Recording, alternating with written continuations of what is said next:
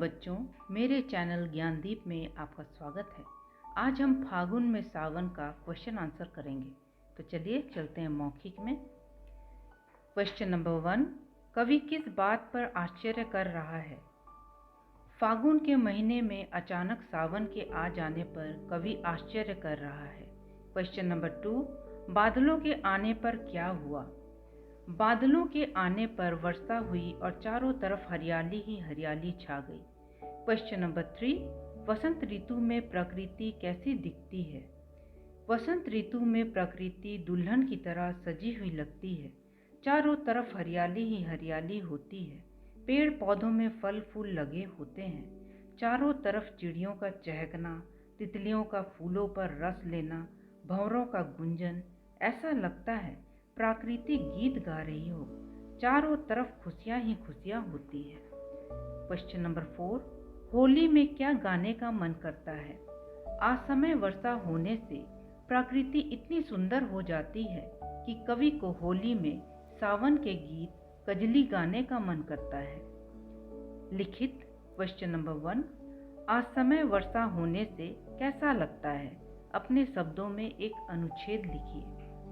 असमय वर्षा होने से मन में खुशियां उमड़ने लगती है। तपते हुए गर्मी में ठंडक का अनुभव होता है। धरती पर वर्षा की बूंदें पड़ने से सौंधी सौंधी खुशबू आती है। पेड़ पौधों में निखार आ जाता है। वर्षा के पानी से ठंडक पाकर पशु पक्षियों में नवजीवन का संचार होता है। चारों तरफ हरियाली और खुशियां खुशियां ही छा जाती हैं। क्वेश्चन नंबर 2, जीवन धन और रस धन शब्दों द्वारा किसकी ओर संकेत किया जा रहा है और क्यों?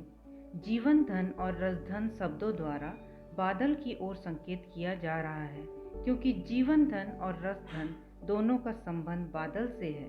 जब रस के रूप में धरती पर बादल बरसता है तो प्रकृति रसमयी हो जाती है। चारों तरफ हरियाली ही हरियाली होती है।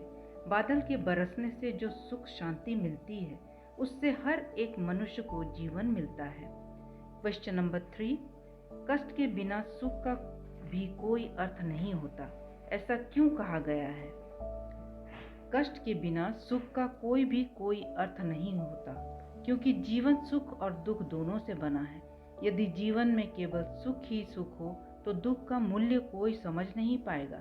जिस प्रकार तपती हुई धरती पर वर्षा की बूंदें पड़ने से ही ठंडक का आनंद प्राप्त होता है और हम वर्षा के महत्व को जान पाते हैं, ठीक उसी प्रकार जीवन में यदि कष्ट ना हो तो हम सुख का भी आनंद नहीं ले पाएंगे।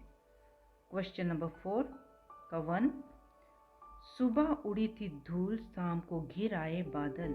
इन पंक्तियों द्वारा कवि क्या कहना चाहता है? इन पंक्तियों द्वारा कवि यह कहना चाहता है कि गर्मी के मौसम में चारों तरफ धूल भरी आंधी चलते रहती है।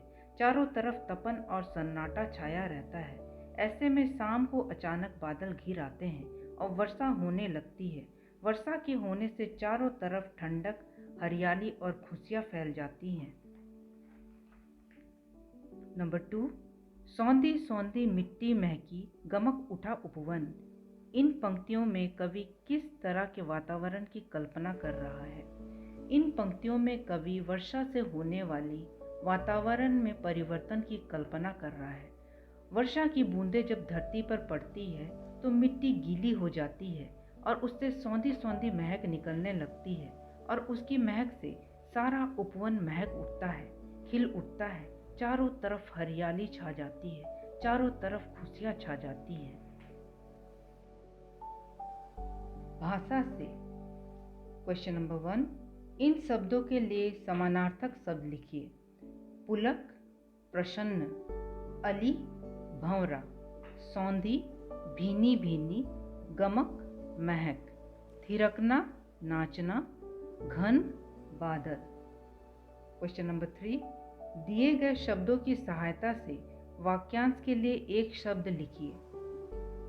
क, बरसात में गाया जाने वाला गीत, कजली। ख, जहाँ तरह तरह के फूलों की क्यारियां हो, उपवन। ग, जिस मौसम में पत्ते झड़ जाते हैं, पतझड़। घ, जब पेड़ों पर नए पत्ते आते हैं, वसंत। ग, बरसात का महीना, सावन। क्वेश्चन नंबर 4, वचन बदलकर वाक्यों को पुनः लिखिए। इसमें वचन को बदलकर फिर से सेंटेंस को लिखना है।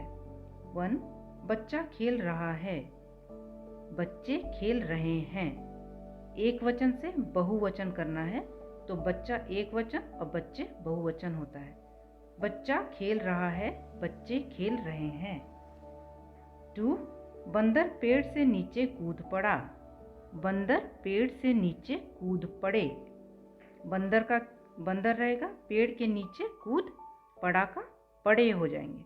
बंदर पेड़ से नीचे कूद पड़ा, बंदर पेड़ से नीचे कूद पड़े। 3, वह कल मेरे साथ था, वे कल मेरे साथ थे। वह की जगह वे हो जाएगा। बादल आने पर क्या हुआ, बादलों के आने पर क्या हुआ। बादल की जगह बादलों हो जाएगा और बादलों के आने पर क्या हुआ। क्वेश्चन नंबर 5, शब्दों के भेद। उत्पत्ति या स्रोत के आधार पर हिंदी में 4 प्रकार के शब्द हैं: तत्सम, तद्भव, देशज, आगत। तत्सम शब्द संस्कृत से ज्यों के त्यों आए शब्द जैसे धर्म, कर्म आदि। संस्कृत से जो शब्द आते हैं वो वैसे ही यूज किए जाते हैं, वैसे ही लिखे जाते हैं, उसको हम तत्सम कहते हैं। तद्भव तत्सम शब्दों के बदले हुए रूप, जैसे कर्ण से कान, अग्नि से आग, जीवा से जीभ आदि। संस्कृत से जो शब्द आते हैं और उनको हम बदल कर लिखते हैं उसे तद्भव कहते हैं। जैसे कर्ण से कान, हम उसे बदल देते हैं। देशज क्षेत्रीय भाषाओं से प्राप्त शब्द, जैसे पैसा, लोटा, पगड़ी आदि। क्षेत्र भाषा से कुछ कुछ शब्द लिए जाते हैं और उसे यूज किया जाता है, उसे ही देशज कहा जाता है। आगत विदेशी भाषाओं से आए शब्द, जैसे रेल अंग्रेजी, अक्ल अरबी, हफ्ता फारसी, चमचा तुर्की आदि।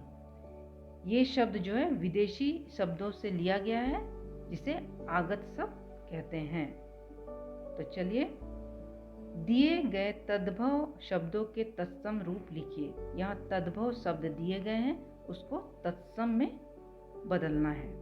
जैसे फागुन, फाल्गुन, रात, रात्रि, सपना, स्वप्न, मोल, मूल्य, मिट्टी, मृत्तिका, आँख, अक्षी, सावन, श्रावण, कान, कर्ण।